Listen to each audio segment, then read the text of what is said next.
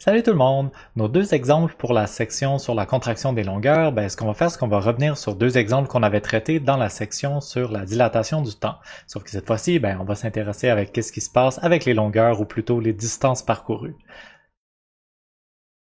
Alors, on débute avec le premier exemple. On avait les extraterrestres qui passaient au-dessus du stade olympique et de la place Ville-Marie. On savait que la distance qui sépare ces deux lieux-là, dans le référentiel des Montréalais, c'était 6,5 km. On a aussi fait plusieurs calculs déjà. Donc, on connaissait la vitesse des extraterrestres par rapport aux Montréalais ou vice-versa, qui était la moitié de la vitesse de la lumière. On avait utilisé cette vitesse pour calculer le gamma 1.155. On avait aussi déjà calculé le temps dans chacun des deux référentiels, dans le référentiel des Montréalais et des extraterrestres. La seule chose qui nous reste à voir dans ce problème-là, c'est quelle est la distance entre le stade et la place Ville-Marie dans le référentiel des extraterrestres. On va juste faire un rapide retour. J'ai tracé un petit schéma, disons ici, où est-ce qu'on a les temps et les distances dans chacun des deux référentiels, TM, DM, qui sont tous les deux connus, TA et DA. Je vais juste utiliser ce petit schéma-là puis cet exemple pour montrer c'est quoi tous les liens possibles entre ces quatre informations-là. On avait déjà dit que le temps dans le référentiel des extraterrestres correspondait au temps propre, puisque les extraterrestres sont présents aux deux événements. Autrement dit, pour les extraterrestres, les deux événements se produisent au même endroit, juste à côté d'eux, donc ils mesurent le temps propre. Puisque les extraterrestres mesurent le temps propre, on peut établir la relation entre le temps propre mesuré dans le référentiel A et le temps impropre mesuré dans le référentiel M.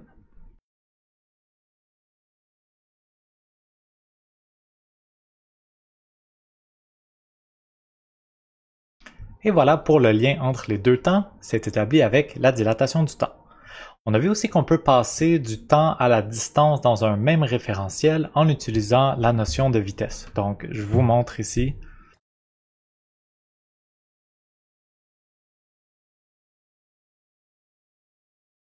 Donc, on a une relation avec la vitesse mesurée dans le référentiel m est égale à la distance parcourue mesurée dans le référentiel m divisé par le temps dans le référentiel m. C'est une équation qui nous permet de passer de Tm à Dm en utilisant Vam. Maintenant, ce que je veux faire dans ce problème-ci, c'est de déterminer ça sera quoi dA. Il y a deux chemins qu'on pourrait utiliser pour y arriver. Je vais vous montrer les deux stratégies pour vraiment réussir à avoir une compréhension globale de tout le problème. C'est le but. Première stratégie, je pourrais utiliser la relation entre TA et DA qui fait intervenir la vitesse. Donc, dans le référentiel des extraterrestres, c'est toute la ville de Montréal qui se déplace. Elle se déplace à 0.5C, puis entre les deux événements, la ville de Montréal aura reculé de la distance entre le stade olympique et la place Ville-Marie dans le référentiel des extraterrestres. Donc, je peux établir la relation entre vitesse, distance et temps. Cette fois-ci, tout est mesuré dans le référentiel A. Je vais remplacer mes valeurs et faire mon calcul pour dA.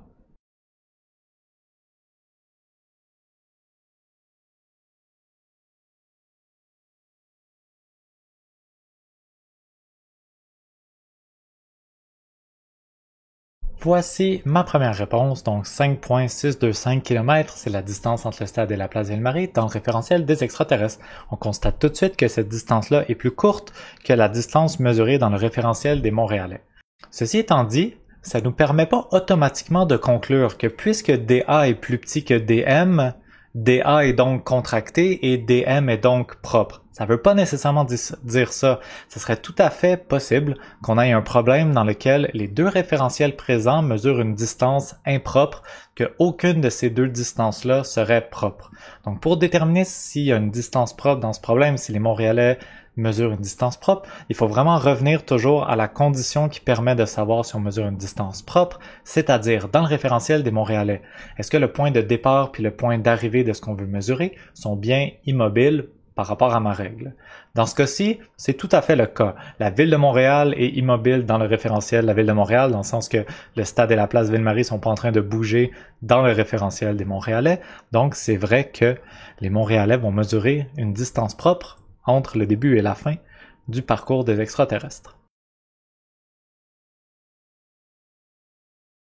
Maintenant, puisque j'ai une distance qui est propre et une distance qui est impropre, je peux utiliser ma deuxième stratégie qui va être d'utiliser mon équation de contraction des longueurs pour faire le lien entre le dm que je connais et le dA que je cherche.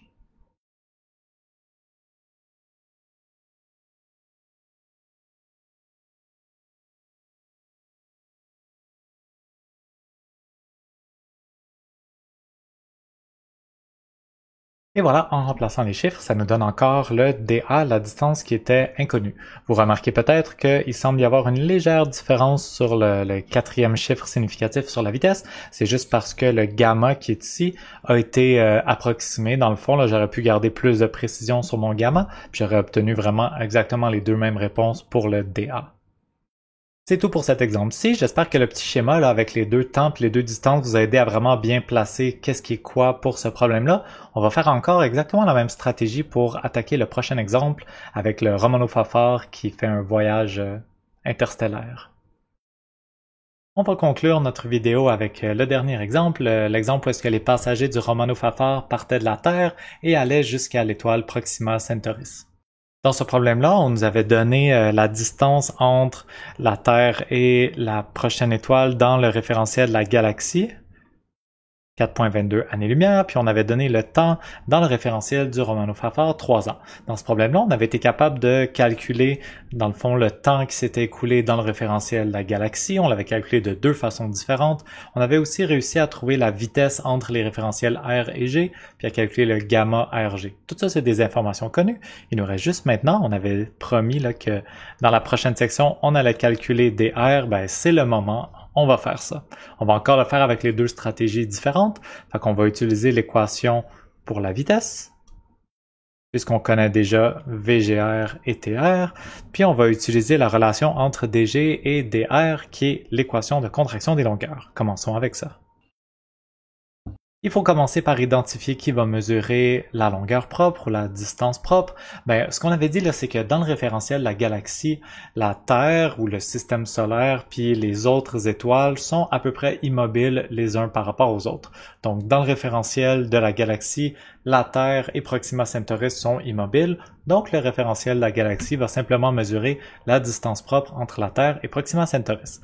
C'est-à-dire que DG et la distance propre et que dr correspond à une distance impropre. Je vais descendre et on fait nos calculs avec nos chiffres et nos équations.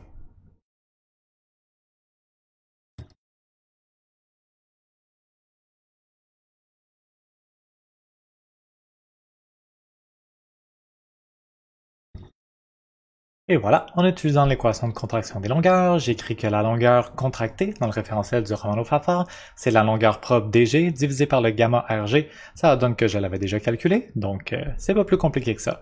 Si je veux faire la même stratégie en utilisant la formule avec la vitesse,